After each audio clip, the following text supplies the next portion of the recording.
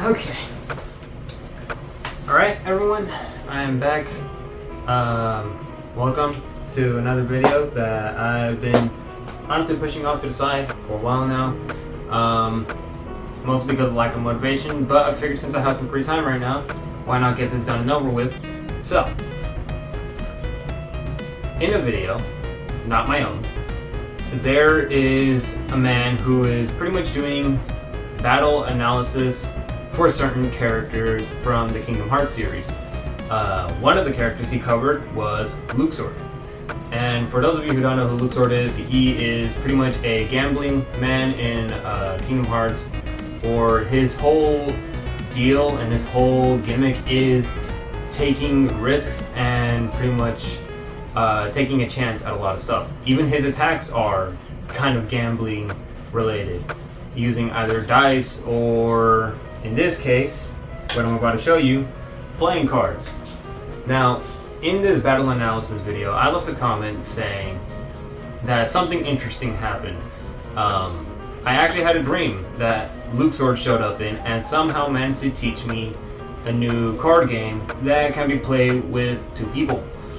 Right now, we will be only covering just the one side because it is both players can do the same thing.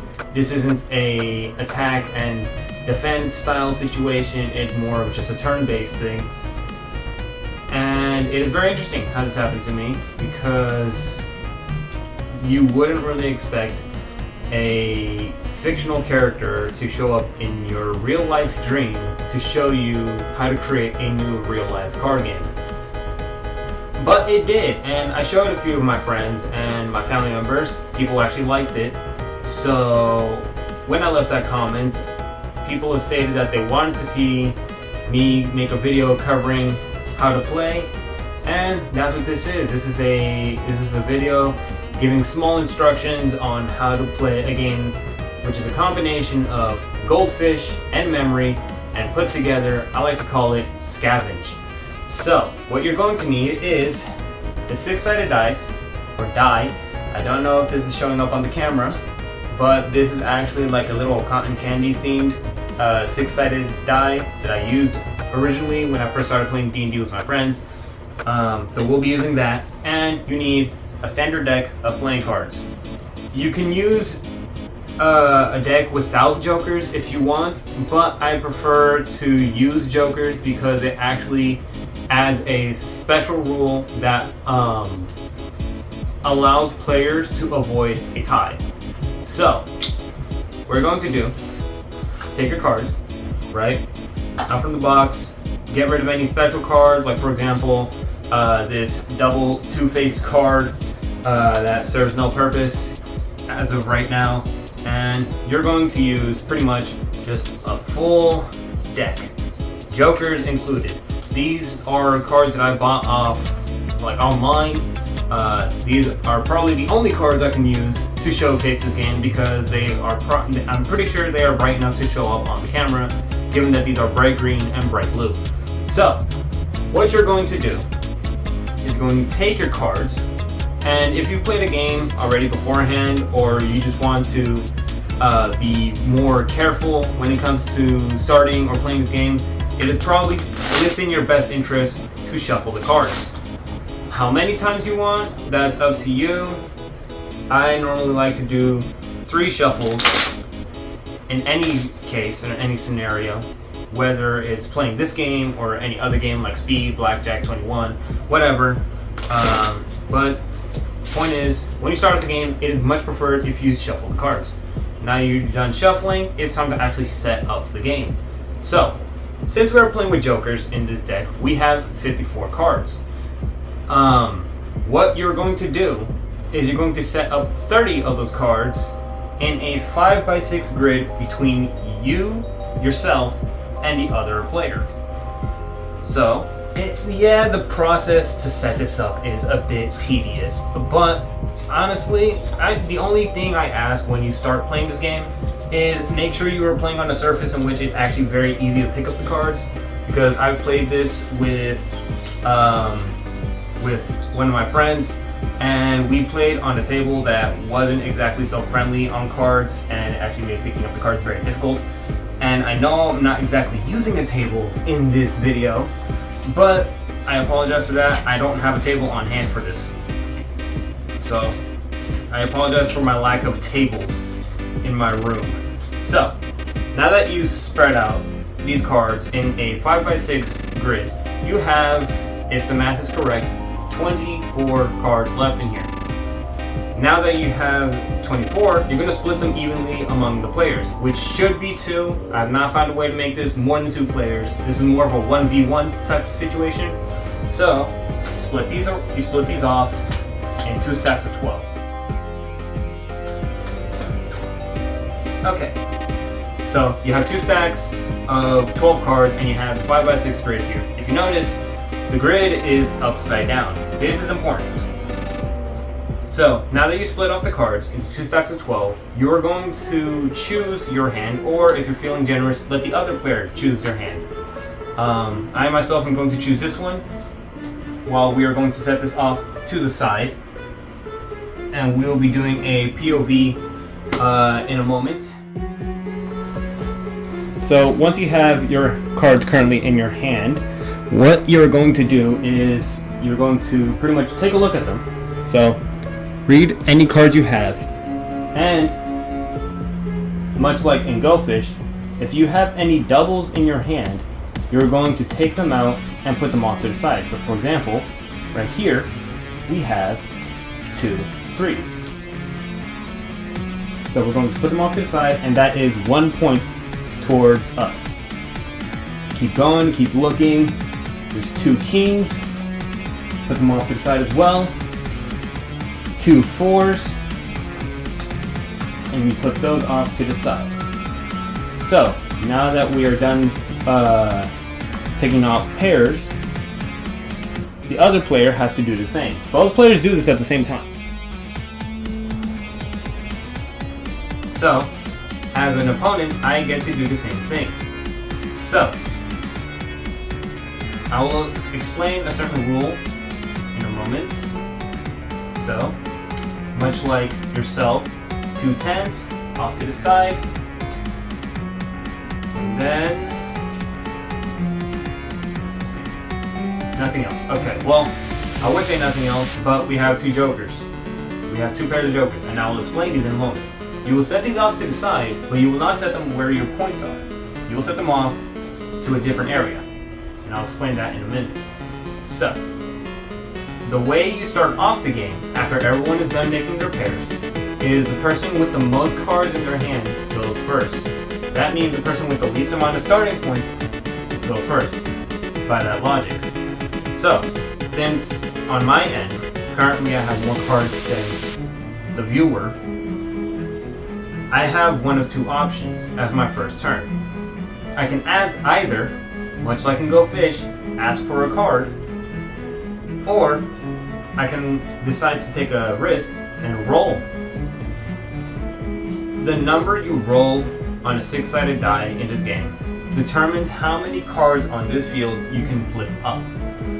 There's no specific order you need to flip them up in. It's as long as you follow the number on here. So that is what I'm going to do. I'm going to roll, and I rolled a 5. I don't know if that's visible. Hopefully it is. So roll 5, I get to flip up any 5 cards on this field.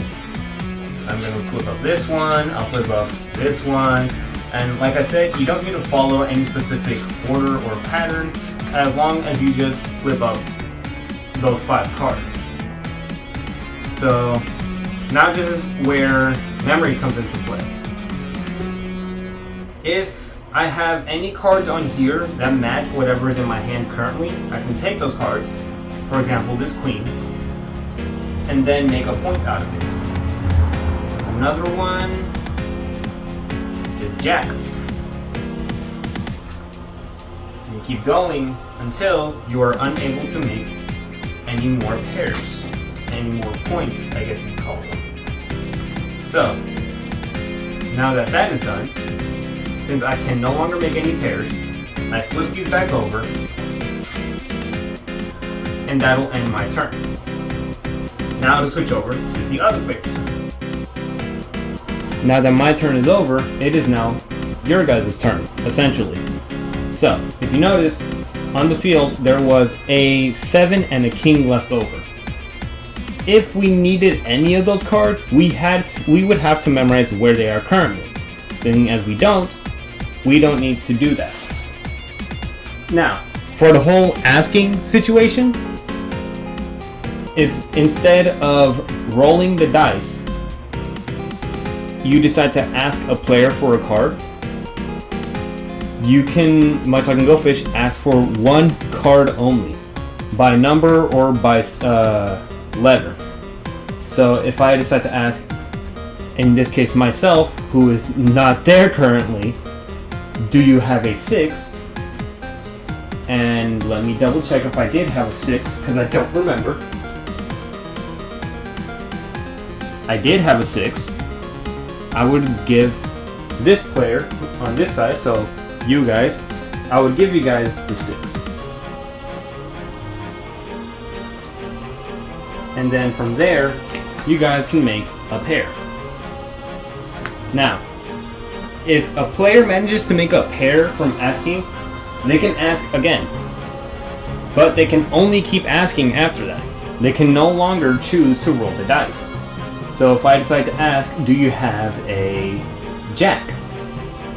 I will look back here as myself, and since I don't have a jack, I would say scavenge. Much like in Go Fish, if a player doesn't have the requested card, instead of saying Go Fish, this game you will say scavenge. So what that means is that the player who asked for a card, who requested a card, now has to flip over just one card out on this field. Now, as I said, if we needed the 7 or the king, then we would need to remember where those cards are. However, we don't need any of them. So we can flip up just one card anywhere on the field. Like this one, a 6. We needed a 6 earlier, but we already asked for one from myself.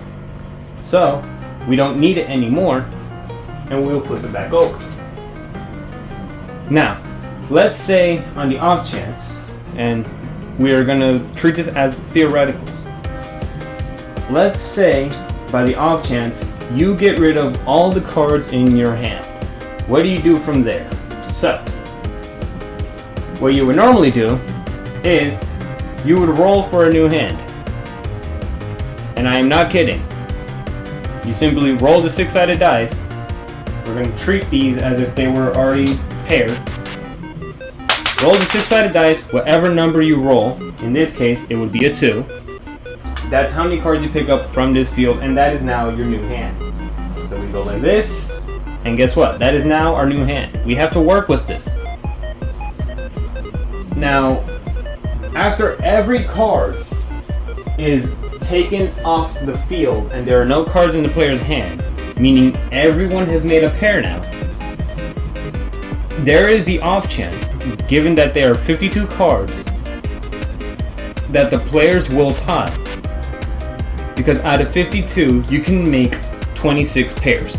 Meaning there's a chance that both players can end up with 13 points. 13 pairs on each side. It is very minimal, the chance of that happening, but it's still there. And because of that reason, I was taught a special rule that involves the jokers.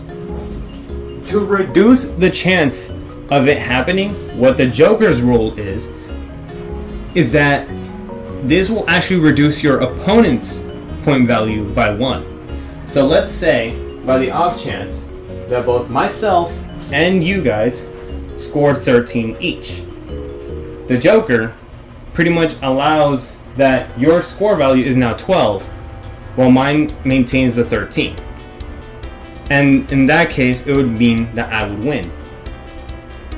I just got lucky that the jokers were in my starting hand. But in every other case, or in any other case, the jokers would be spread out, either one in someone's hand and one in the other player's hand, or one in someone's hand and one in the field. That's how it normally would go, but I just got lucky. it is very rare that the Joker's rule is implied, because most games always end off with either 12 and 14 or 11 and 15. And this game, as I said, it is very kind of troubling to set it up. It is a bit messy, as you can tell, but it's a fun game. I've shown my brothers, I've shown my friends, they seem to like it.